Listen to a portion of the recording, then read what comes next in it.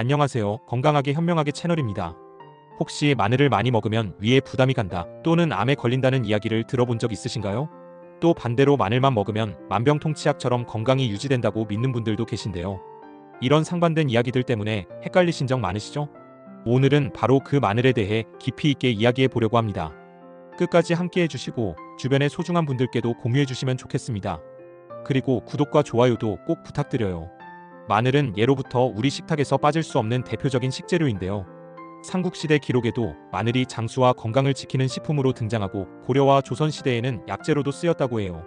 서양에서도 고대 그리스 올림픽 선수들이 경기 전에 마늘을 먹었다는 기록이 남아있을 정도예요.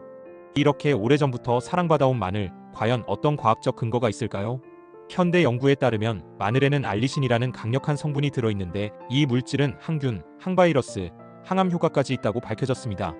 실제로 한국영양학회 자료에 따르면 알리신은 체내에서 산화 스트레스를 줄이고 염증 수치를 낮추는 데 도움을 준다고 보고했어요. 정말 놀랍지 않나요? 이제부터 마늘이 가진 주요 효능 7가지를 차례대로 알아보겠습니다. 첫 번째, 심혈관 질환 예방 효과인데요. 국내 한 연구에서는 마늘 추출물을 꾸준히 섭취한 사람들의 혈압이 평균 10 정도 낮아졌다는 결과가 있었어요. 또 혈액 속 나쁜 콜레스테롤 수치가 15% 줄어들고 좋은 콜레스테롤은 오히려 높아졌다고 보고되었는데요.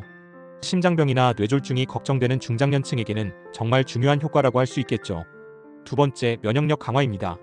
서울의대 연구팀은 겨울철 감기에 자주 걸리는 성인 100명을 대상으로 실험했는데 마늘 보충제를 먹은 그룹에서 감기 발병률이 30% 가까이 낮아졌다고 해요. 요즘처럼 면역력이 중요하게 여겨지는 시대에 꼭 기억할 만한 부분이죠. 세 번째, 항암 효과입니다. 국립암센터 연구 결과에 따르면 매일 마늘 반쪽 이상을 섭취한 사람들의 위암 발병률이 그렇지 않은 사람들보다 35% 낮았다고 보고했어요. 다만 과도하게 섭취하면 위 점막에 자극을 줄 수 있으니 적정량을 유지하는 것이 중요하다는 점도 함께 기억하셔야 합니다. 네 번째, 혈당 조절이에요. 당뇨가 있는 분들에게는 정말 반가운 소식인데요. 마늘 속 알리신은 인슐린 분비를 촉진시켜 혈당을 안정화하는 역할을 한다고 합니다.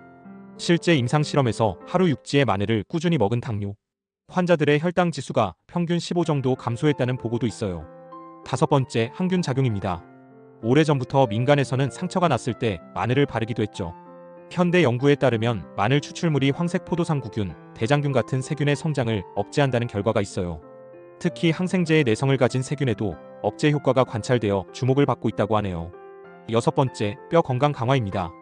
미국 여성 2,000명을 대상으로 한 연구에서 마늘 섭취량이 많은 그룹은 골밀도가 평균 5% 이상 높았다고 합니다.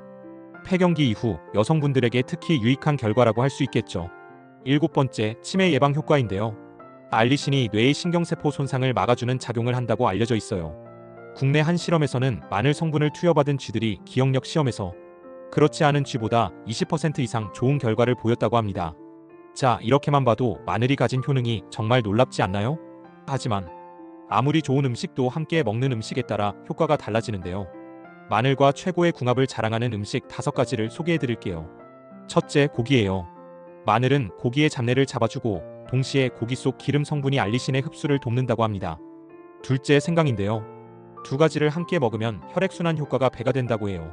셋째, 올리브유입니다. 지용성 성분이 알리신의 안정성을 높여주기 때문이에요. 넷째, 양파인데요. 양파 속 퀘르세틴이 마늘의 항산화 작용을 강화한다고 합니다.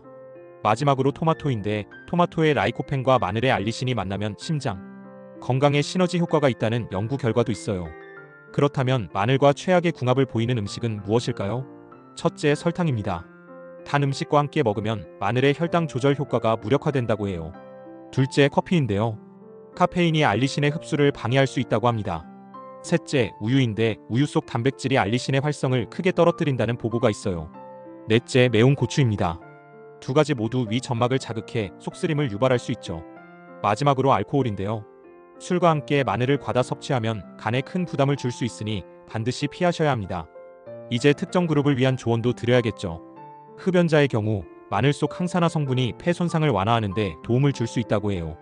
당뇨 환자는 혈당을 낮추는 효과가 있으니 긍정적이지만 약을 복용 중이라면 저혈당 위험이 있으니 반드시 의사와 상담 후 섭취해야 합니다. 또 위가 약한 분들은 생마늘보다는 구운 마늘이나 절인 마늘이 부담을 줄여준다고 하네요. 마늘 보관법도 중요합니다. 통풍이 잘 되는 서늘한 곳에 보관하고 껍질을 까서 보관할 때는 밀폐 용기에 담아 냉장 보관하는 게 좋아요. 또 다진 마늘은 냉동 보관 시 2개월 정도가 적당하고 오래 두면 알리신 성분이 파괴될 수 있다는 점 꼭 기억하세요. 알레르기가 있는 분이나 위장 질환이 있는 분들은 특히 주의하셔야 합니다. 마무리하겠습니다. 마늘은 오해도 많지만 제대로 알고 먹으면 심혈관 건강, 면역력, 항암 효과까지 기대할 수 있는 보물 같은 식품이에요. 하지만 과유불급이라는 말처럼 반드시 적정량을 지키는 게 중요합니다. 오늘 영상이 도움이 되셨다면 구독과 알림 설정 꼭 부탁드리고요. 주변 소중한 분들께도 공유해 주시면 좋겠습니다. 건강은 함께 지키는 거니까요. 감사합니다.